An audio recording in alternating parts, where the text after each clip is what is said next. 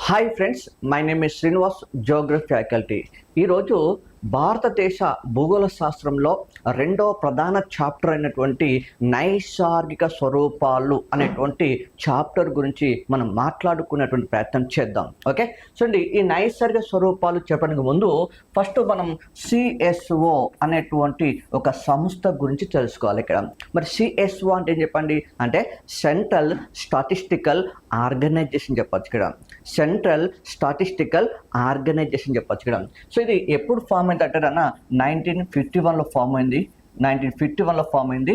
ఈ సంస్థ ఇండియా మొత్తం భూభాగాన్ని సర్వే చేసి అది కొన్ని ప్రధానమైనటువంటి ల్యాండ్ ఫార్మ్స్ అంటే భూస్వరూపాలు ఉంటాయని చెప్పి ఈ సంస్థ చెప్పడం జరిగింది. ఇక్కడ మరి ఏ రకమైనటువంటి ల్యాండ్ ఫార్మ్స్, మరి ఏ రకమైన భూస్వరూపాలు ఈ ఇండియాలో ఉంటాయని చెప్పి ఈ సంస్థ చెప్పిందంటే, సో దీనిలో ఫస్ట్ మనం తీసుకుంటే సో పర్వతాలు తీసుకోవచ్చు. ఇక్కడ సో పర్వతాలు మనం తీసుకుంటే ఎంత శాతం ఉంటుందని చెప్పిందంటే ఇండియా లోపల సో 10.17% మాత్రమే ఉంటాయని చెప్పింది. ఇక్కడ సో దీని డయాగ్రామ్ తీసుకుంటే ఇవి మౌంటైన్స్ అమ్మ. ఇక్కడ ఇవి ఇండియా లోపల జస్ట్ 10.17% మాత్రమే ఉంటాయి అని చెప్పి ఈ సంస్థ చెప్పింది. ఇక్కడ దానిలో భాగంగానే రెండోది తీసుకుంటూ పోతే మనం కొండలు అని చెప్తాం. ఇక్కడ మరి కొండలు ఇండియా లోపల ఎంత శాతం ఉంటాయని చెప్పిందంటే సో 18.6% ఉంటాయని చెప్పి పేర్కొంది. ఇక్కడ సో దీని ఎగ్జాంపుల్ తీసుకుంటే సో ఇవి కొండలు చెప్పొచ్చు అమ్మ. ఇక్కడ సో ఇవి ఇండియా లోపల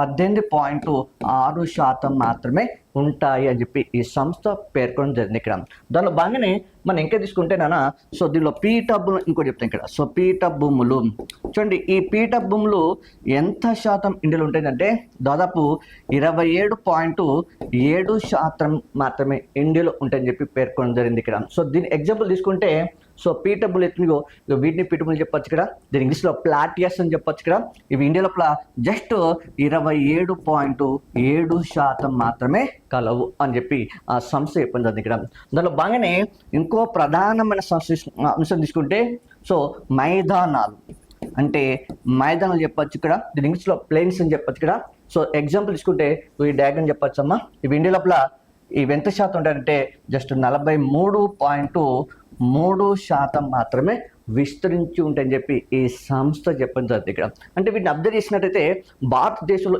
ఏవి ఎక్కువ ఉన్నాయి మనకు సో మైదానాలు ఎక్కువ ఉన్నాయి. ఇక్కడ సో మైదానాలు దేనికి ఫేమస్ చెప్పొచ్చు అంటే వ్యవసాయం చేయటకు మాత్రమే అనుకూలంగా ఉంటాయి. ఇక్కడ కాబట్టి భారతదేశం ఏ రంగంలో ఎక్కువ అభివృద్ధి చెందంటే వ్యవసాయ రంగం లోపల మాత్రమే అభివృద్ధి చెందింది. Okay, thank you.